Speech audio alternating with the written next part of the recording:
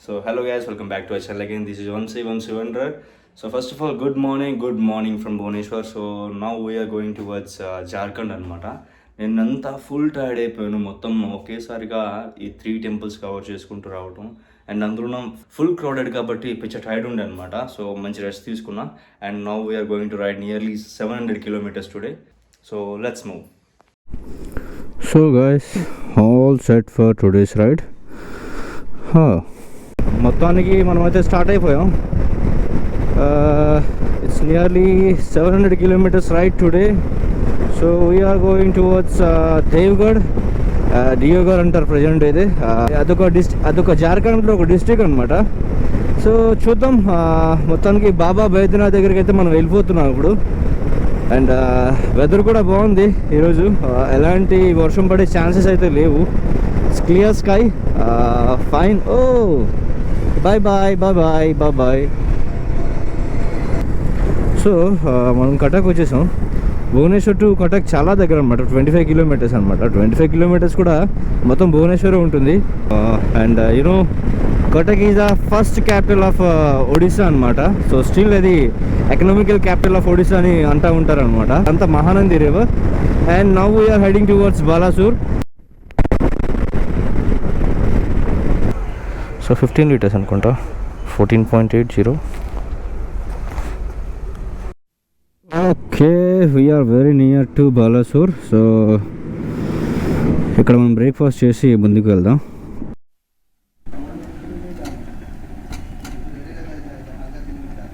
మనం బాలాసూర్కి ఒక 10 kilometers ముందునే left తీసుకుంటూ వేరే హైవే కనెక్ట్ అవుతాం అనమాట, NH18లోకి. సో ప్రజెంట్లీ మన ముందైతే NH16 చెన్నై టు హౌరా వరకు ఉంటుందన్నమాట ఈ హైవే అనేది. సో మనం NH16 నుంచి NH18లోకి వెళ్ళిపోతాం ఇప్పుడు. బాలాసూర్ అంటే మనకు గుర్తొచ్చేది మొన్న ట్రైన్ యాక్సిడెంట్ అయింది కదా, ఒక 1 year బ్యాక్ అనుకుంటా. సో లాస్ట్ ఇయర్ అనుకుంటా. అది చాలా పెద్ద యాక్సిడెంట్ అనమాట. ఇండియాలోనే సెకండ్ బిగ్గెస్ట్ ట్రైన్ యాక్సిడెంట్ అంట. అది నియర్లీ 270 members చనిపోయారంట. చాలామంది ఇంజూరీ అయ్యారనమాట ఆ టైంలో.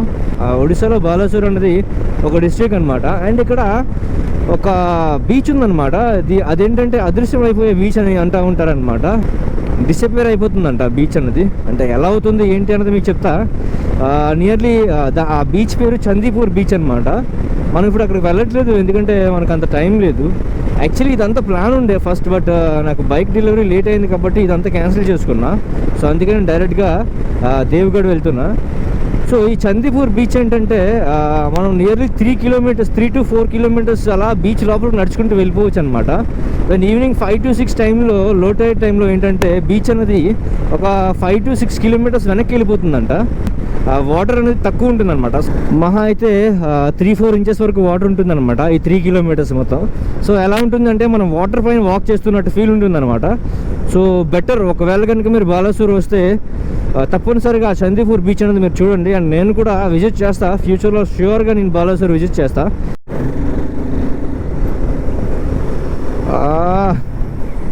ఇట్స్ టూ ఇరిటేటింగ్ అబ్బా. హైవే మొత్తం అండర్ కన్స్ట్రక్షన్లోనే ఉంది అండ్ రోడ్స్ కూడా వర్స్ట్ ఉన్నాయి. అందుకనే 650 kilometers కూడా నాకు 12 hours 13 hours చూపిస్తుంది అనమాట. సో ఇలా అయితే మన జర్నీ డీల్ అయిపోతుంది. ఓ మై గాడ్, నేను హైవేలో వెళ్తున్నా సర్వీస్ రోడ్లో వెళ్తున్నా నాకు అర్థం కాదు. మొత్తం వెళ్ళేదంతా సర్వీస్ రోడ్లోనే ఉంది నాకైతే. బారిపాడ 50 kilometers మనం అటువైపు వెళ్ళాలి. ఖరగ్పూర్ 123, కోల్కతా 251 kilometers అనమాట. యూసీ ఇక్కడ నుంచి మనకి కోల్కతా అయితే ఓన్లీ 250 kilometers ఉంది. సో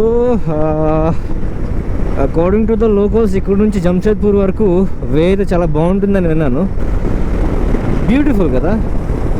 ఎప్పుడైతే నేను హైవేలోకి ఎంటర్ అయినా అక్కడి నుంచి ఇలానే ఉందన్నమాట. మొత్తం ఫారెస్ట్ ఏరియా అనుకుంటా మొత్తం. ఐ థింక్ ట్రైబల్ ఏరియాస్ అనుకుంటా ఇవన్నీ. నేను చూసా ఆల్రెడీ. మొత్తం ఇదంతా ఫారెస్ట్ అనమాట రెండు వైపులా. బ్యూటిఫుల్ ఉంది. అండ్ ఈ హైవే కూడా రీసెంట్లీ కన్స్ట్రక్టెడ్ అయిన హైవే అనుకుంటా. బాగుంది. సో NH16తో పోల్చుకుంటే సెక్సీ ఉంది అసలు. అండ్ ఈ వ్యూస్తో అయితే ఇంకా ఎక్స్ట్రాడినరీ ఉంది. మోస్ట్లీ 7 o'clock లోపల వెళ్ళిపోయేలా ఉంటే బాగుంటుంది. అంతకన్నా లేట్ అయితే జార్ఖండ్లో కొద్దిగా కష్టం అనమాట. So guys, we are 400 kilometers away from our destination. So ఇదంతా ట్రైబల్ ఏరియా అనమాట మొత్తం. బారీపడ అనే ఒక ప్లేస్కి వెళ్ళాలి మనం. అక్కడ నుంచి ఇంకా జంషేద్పూర్కి సపరేట్ హైవే ఉంటుంది. సో అక్కడికి మనం కనెక్ట్ అవ్వాలి. ఇక్కడ దాకా జర్నీ అయితే బాగుంది అండ్ ఎండ్ కూడా స్టార్ట్ అయిపోయింది అనమాట. సో ఎక్కడైనా ఆగాలంటే భయం అవుతుంది, అలాంటి ఏరియా అనమాట ఇది. రోడ్ వేస్ అంటే ఇలా ఉండాలన్నమాట. చూస్తారు ఎలా ఉన్నాయో సెట్ అసలు. ఇంకొద్దిసేపట్లో we're leaving this beautiful state. So నాకు ఈ ఒడిస్సా పైన ఎందుకు ఇంత ఇష్టం అంటే they are still deeply connected to our Sanatani roots అనమాట. సో అందుకే నాకు ఈ స్టేట్ అంటే కొద్దిగా వీళ్ళపైన రెస్పెక్ట్ అనమాట నాకు. సో యూనో ఒడిస్సాని మన నేషనల్ యాంథమ్లో ఉత్కల్ అని రిప్రజెంట్ చేస్తారనమాట. You know what is the meaning of Utkal? Utkala అంటే ద ల్యాండ్ ఆఫ్ ఆర్టిస్ట్, అంటే కళాకారులతో నిండి ఉన్న స్థలం అని. And it has a very rich history, full of battle fields అని అర్థం అనమాట. ఉత్కల అంటే అది ఇదని అర్థం. సో ఈ ఉత్కల అంటే ఒడిస్సాని రిప్రజెంట్ చేస్తుంది మన నేషనల్ యాంథమ్లో. బ్యూటిఫుల్.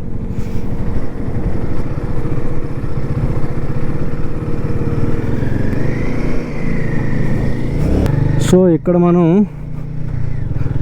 లెఫ్ట్ తీసుకుంటే జార్ఖండ్ వెళ్తాం, రైట్ తీసుకుంటే కోల్కతా వెళ్తాం అనమాట. We're officially entering in to the Jharkhand. So Jharkhand కోసం మనం కొన్ని ఫ్యాక్ట్స్ మాట్లాడుకుందాం. జార్ఖండ్ అంటే the land of bushes and forest అని అర్థం అనమాట.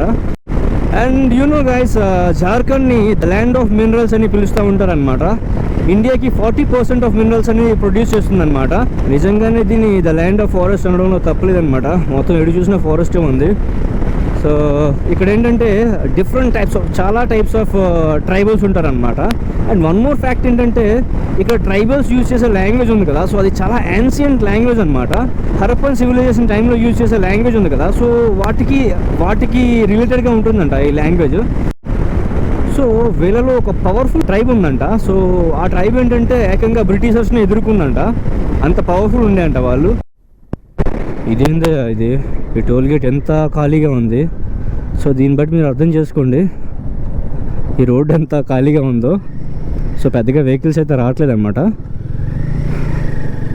ఈ టోల్ గేటే ఎవరైనా లూట్ చేసేటట్టు ఉన్నారు. ఐ మీన్ జార్ఖండ్ అంటే కొద్దిగా భయం అవుతుంది అనమాట నాకు. అండ్ ఎక్కడైనా మధ్యలో ఆగాలన్నా సరే చాలా పీస్ఫుల్గా ఉంది వే అయితే. సో ఎక్కడైనా మధ్యలో ఆగి కొద్దిగా రెస్ట్ తీసుకుందాం అన్నా సరే కొద్దిగా భయం అవుతుంది అనమాట. So guys, right now I mean Jharkhand. So I don't know ఎక్కడ ఉన్నానో నాకు తెలీదు, బట్ ఒక జంగల్ ఏరియాలో అయితే ఉన్నాను. 15th November 2000లో ఇది బీహార్ నుంచి సపరేట్ అయిందనమాట, జార్ఖండ్కి ఏర్పడింది. సో జార్ఖండ్గా గుర్తించబడింది అనమాట, ఒక స్టేట్ ఫార్మేషన్ అయింది. మనం జంషేద్పూర్ సిటీ లోపలికి అయితే వెళ్ళట్లేదు, మనం అవుట్స్కట్స్ నుంచి వెళ్ళిపోతున్నాం.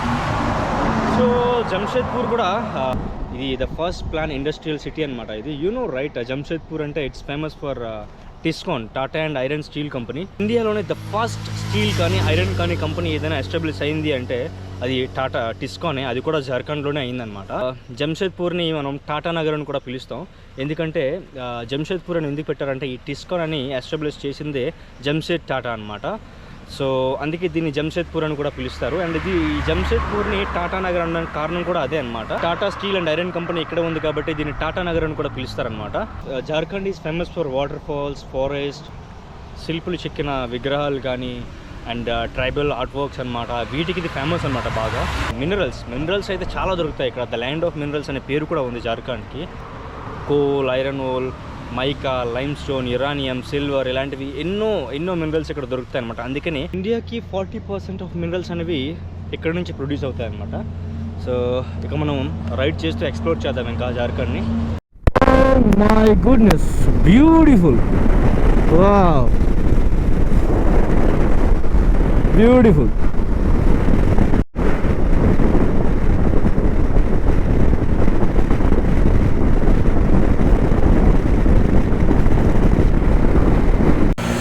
So again full tank. ఎక్కడైతే 97 రూపీస్ పర్ లీటర్ ఉందన్నమాట, ఒడిశాలో 102. సో ఏదో ఫారెస్ట్లోకి అయితే వచ్చేసాను. ఐ డోంట్ నో ఇదే ఫారెస్ట్. కేశర్పూర్ మనం వెళ్ళాలి ఇప్పుడు. సో ఈ ఘాట్ రోడ్ మొత్తం ఆ కేశర్పూర్ హైవే కనెక్ట్ చేస్తుంది అనమాట. సో ఇదంతా క్రాస్ చేయాలి. సో విల్సి గూగుల్ మ్యాప్స్ అయితే నాకు తెలిసి నియర్లీ 7 hours చూపిస్తుంది ఈ 240 కిలోమీటర్స్కి. గంటకి 50 కిలోమీటర్లు వేసుకున్నా సరే 5 hours మనం వెళ్ళిపోతాం అనమాట. బట్ విల్సి చూద్దాం ఏ టైంకి రీచ్ అవుతాం ఏంటంటే. చూస్తున్నారా మొత్తం ఫారెస్ట్ ఏరియా, చుట్టుపక్కల మౌంటైన్స్ ఉన్నాయి అంతని. దేవుడా ఎప్పుడు అడవులు ఎండ్ అయ్యేది అసలు అర్థం కావట్లేదు. మొత్తం అడవిలోనే తిరుగుతున్నా. ఇప్పుడు పొద్దున్న వచ్చానండి 10 o'clock ఫారెస్ట్లోకి. ఎంతవరకు పోలేదు, 2 అవుతుంది ఇంకా ఫారెస్ట్లోనే తిరుగుతున్నా. అండ్ రోడ్ కూడా చాలా నిశ్శబ్దంగా ఉందన్నమాట. రేర్గా వస్తున్నాయి బైక్స్ అండ్ కార్స్ అనమాట. నేను ఇల్లులు కూడా ఏంటంటే రేకిల్లులు కానీ ఈ పాకతో కట్టే ఇల్లులు కానీ మళ్ళీ చాలా డేస్ తర్వాత చూస్తున్నాను అనమాట. ఈ ట్రైబల్ విలేజెస్ క్రాస్ అవుతున్నా కదా, సో అప్పుడు చూసాను అనమాట ఇవన్నీ. అప్పుడెప్పుడు నా చైల్డ్హుడ్లో చూసినాం అనమాట ఇవన్నీ, మళ్ళీ ఇప్పుడు చూస్తున్నా. సో మనం వెస్ట్ బెంగాల్ బోర్డర్లో క్రాస్ అవుతున్నాం. Welcome to West Bengal. Okay, బెంగాల్లోకి వచ్చాం. అవును, చిన్న పాట ఉంటుంది అనమాట వెస్ట్ బెంగాల్ బోర్డర్ క్రాస్ చేయాలి. ఇప్పుడు జార్ఖండ్ బోర్డర్ నుంచి వెస్ట్ బెంగాల్ బోర్డర్లోకి వచ్చేసాం. అండ్ ఇది క్రాస్ అయ్యాక మళ్ళీ జార్ఖండ్లోకి వెళ్తాం అన్నమాట. అప్పుడు మనకి దియోఘర్ దగ్గర పడుతుంది. అండ్ యూనో గైస్, జార్ఖండ్ అనేది మొత్తం 5 స్టేట్స్తో బోర్డర్ షేర్ చేసుకుని ఉంటుందన్నమాట. UP, Bihar, west Bengal, Odisha and Chhattisgarh, ఈ 5 స్టేట్స్తో బోర్డర్ షేర్ చేసుకుని ఉంటుంది. ఏదో ఫెస్టివల్ అనుకుంటా. ఎక్కడెక్కడ తిరుగుతున్నారా, ఏం చేస్తున్నా నాకేం అర్థం అవ్వట్లేదు. మళ్ళా మనం జార్ఖండ్కి వెళ్తున్నాం. సో ఇప్పుడు వెస్ట్ బెంగాల్ బోర్డర్ అయితే అయిపోయింది. మళ్ళీ మనం వెస్ట్ బెంగాల్ బోర్డర్లోకి వచ్చాం. ఫస్ట్ జార్ఖండ్ నుంచి వెస్ట్ బెంగాల్కి వచ్చాం, మళ్ళీ వెస్ట్ బెంగాల్ నుంచి జార్ఖండ్కి వెళ్ళాం, మళ్ళీ జార్ఖండ్ నుంచి మళ్ళీ వెస్ట్ బెంగాల్ బోర్డర్లోకి వచ్చాం. సో ఇప్పుడు మళ్ళీ మనం వెస్ట్ బెంగాల్ టు మళ్ళీ జార్ఖండ్ బోర్డర్లోకి వెళ్ళాలన్నమాట. అండ్ చూస్తున్నారా ఇల్లులన్నీ రేకిల్లులు, పెంకుటిల్లులు అండ్ గడ్డితో కట్టే ఇల్లులు కానీ చాలా డేస్ అయింది మళ్ళీ చూసి. మొత్తానికి వెస్ట్ బెంగాల్లో ఉండే పురులియా డిస్టిక్ని అయితే క్రాస్ చేసాం. ఓ మై గాడ్, చాలా పెద్ద బ్రిడ్జ్ ఇది. బాగా ఎత్తుంది అనమాట ఈ బ్రిడ్జ్. ఓహో, చాలా ఎత్తుంది బ్రిడ్జ్. యూనో గైస్, నాకు ఒక్కరు కూడా సరిగ్గా చెప్పట్లేదు అనమాట. చాలామందికి అడిగా దేవిగారికి ఎలా వెళ్ళాలి, డియోగారు ఎలా వెళ్ళాలి అని చాలామందికి అడిగా. 120-150 కిలోమీటర్ సర్కిల్లో ఉన్నది కూడా వాళ్ళకి తెలియట్లేదు అనమాట. మాకు తెలియదు, ఐ డోంట్ నో అది అని చెప్పేస్తున్నారు. సో ఇంకా గూగుల్ మ్యాప్ని ఫాలో అవ్వాల్సి వచ్చింది. అదేమో అడ్డదిడ్డమైన దారులు, వెస్ట్ బెంగాల్ బోర్డర్ ఉంటుంది, జార్ఖండ్ బోర్డర్ ఉంటుంది, మళ్ళీ వెస్ట్ బెంగాల్ బోర్డర్ ఉంటుంది, మళ్ళీ జార్ఖండ్ బోర్డర్ ఉంటుంది. దగ్గర 4 times ఈ మధ్యలోనే తిరిగాను నేను. సో ఫైనల్గా జార్ఖండ్లోకి ఎంటర్ అయిపోయా. ఇంకా స్ట్రైట్గా కొట్టేయడమే. సో బాబా బైద్యనాథ్కి ఒక 120 కిలోమీటర్స్ ఉంది. ఈ 100 కిలోమీటర్స్ మొత్తం ఘాట్ రోడే. చూస్తున్నారా, ఆ మొత్తం అడవిలో నుంచి చేరాలన్నమాట. అసలు ఎందుకు చీకటిపడిలో వెళ్ళిపోదాం అనుకుంటున్నా అంటే జార్ఖండ్ అబ్బా ఇది చాలా డేంజరస్ ఇది. సో దొంగతనాలు ఎక్కువ జరుగుతాయి. అండ్ యూ కెన్ సీ అప్పుడు బ్రెజిల్ ట్రావెలర్స్ వచ్చి ఇక్కడ క్యాంపింగ్ వేసుకోగానే ఏం జరిగిందో చూసారా. సో జార్ఖండ్లో ఎప్పుడూ అలాంటి తప్పు చేయొద్దు. సో అసలు జార్ఖండ్ అంటేనే ఇంత సేఫ్ కాదు. డే టైంలో సేఫ్ అందరూ ఉండేటప్పుడు. అండ్ అందరూ ఒకేలా ఉండరు కదా.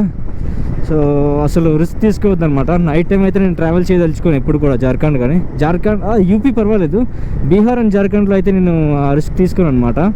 ఎందుకంటే యూనో రైట్, ట్రైన్ ఇంజిన్లే గాయమైపోతాయి, ట్రైన్ ట్రాక్స్ కూడా గాయమైపోతాయి అనమాట. ఇంకా సరిగ్గా మాట్లాడుకుంటే అప్పుడే వేసిన రోడ్డు తారు కూడా తీసేస్తారనమాట.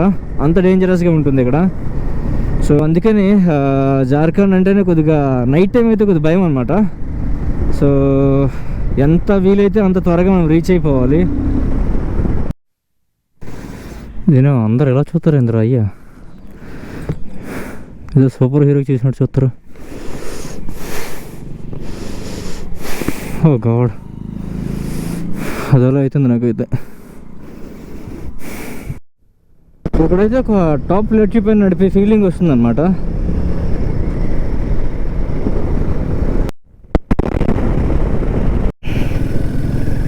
ఓ బ్యూటిఫుల్ కదా. ఆహాహాహా, ఎక్కడ కానీ క్యాంపింగ్ చేస్తే అసలు అద్దరిపోద్ది. కానీ వద్దబ్బా, ఇది జార్ఖండ్. ఎంత టెంప్ట్ అయినా సరే క్యాంపింగ్ అంటే వద్దు. సో అంటారు కదా శివయ్య అంత ఈజీగా దర్శనం ఇయ్యడు అని. సో బైద్యనాథ్ బాబా దగ్గరికి రీచ్ అవ్వడానికి నేను ఎన్ని కష్టాలు పడ్డానో నాకు తెలుసు. నా విత్ 6:15 అనమాట. పొద్దున్న ఎప్పుడు నేను 7:30కి స్టార్ట్ అయ్యాను. 7 to 7:30 మధ్యలో స్టార్ట్ అయ్యాను. సో స్టిల్ ఇంకా రైడ్లోనే ఉన్నా. నేను ఇంకొక 40 కిలోమీటర్స్ దూరంలో ఉన్నా. జస్ట్ ఇమాజిన్ ఎన్ని ఫారెస్ట్లు దాటనో నాకే తెలీదు. అక్కడెక్కడో 300 కిలోమీటర్స్ తర్వాత బాలాసూర్ క్రాస్ అయిన తర్వాత నేను ఫారెస్ట్లోకి వచ్చా. ఇంకా అక్కడి నుంచి ట్రైబల్ ఏరియానే మొత్తం. ఇదంతా ఇంకా ఫారెస్ట్లోనే నేను తిరుగుతున్నాం అన్న. It's not 650 kilometres ride, it's nearly 700 to 730 kilometres ride అనమాట. మధ్యలో మనం కొన్ని ఎక్స్ట్రా టర్న్స్ తీసుకొని లాంగ్ వే అయిపోయింది అనమాట మనకి. సో నైస్ కదా, ఎన్ని వైపులు తిరిగినా ఇది ఒక మంచి ఎక్స్పీరియన్స్ అనమాట. మొత్తం ఫారెస్ట్లో వచ్చాం. బట్ మధ్యలో వ్యూస్ అయితే నేను వచ్చిన దారి అంతా వ్యూసే ఉన్నాయి ఫుల్గా. అసలు కెమెరా ఎక్కడ స్టార్ట్ చేయాలి ఎక్కడ ఆపాలి అని నేను కన్ఫ్యూజ్ అయిపోయాను అనమాట. అంత బాగుంటుండే, ఎందుకంటే మొత్తం మౌంటైన్స్లోనే వచ్చాను నేనైతే. అండ్ అది కూడా మాన్సూన్ టైం కాబట్టి మొత్తం ఎటు చూసినా గ్రీనిష్గానే ఉంది. అసలు ఈ రైడ్ అయితే ఎక్సలెంట్ అనమాట. ఎక్కడ బోర్ అనిపించలేదు నాకు. మొత్తం వ్యూస్ ఎంజాయ్ చేస్తూ చక్కగా వచ్చా. అండ్ మంచి సన్సెట్ కూడా చూసేసాను. And we're about to reach our room. So weather అయితే బాగుంది, నైస్. కాకపోతే ఫుల్ ఆఫ్ ఫారెస్ట్. అదే నైట్ అయి ఉంటే మనకి ఇబ్బంది అవుతుంది. టైంకి మనం అనుకున్న టైంకి రీచ్ అయిపోయాం. Fine, well and good. Okay guys, డియాగోర్లో హోటల్స్కి కొద్దిగా ఇబ్బంది అనమాట. సో ముందే మీరు బుక్ చేసుకోండి. అండ్ ఆన్లైన్లో కూడా ఒక 3-4 హోటల్సే కనిపించాయి అనమాట నాకు. సో రివ్యూస్ చూసుకొని మంచిది ఒకటి బుక్ చేసుకున్నా. ఓకే గాయస్, ఇంకా this is enough for today. We're about to reach. ఇంకొక 10 కిలోమీటర్స్ ఉంది. సో గాయస్, ఫైనల్లీ మనం హోటల్కి అయితే రీచ్ అయ్యాం.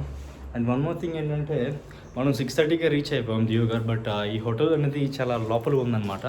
సో అక్కడికి రీచ్ అవ్వడానికి టైం పెట్టేసింది. సో ప్రజెంట్లీ టైం అయితే 7:30 అవుతుంది. సో మొత్తానికి ఈరోజు అయితే మంచి ఎక్స్పీరియన్స్ అబ్బా. కంటిన్యూస్ రైడ్ అయిపోయింది, 12 hours రైడ్ ఇది. So okay guys, this is enough for today. I'm signing off right now. Take care, bye bye, see you all.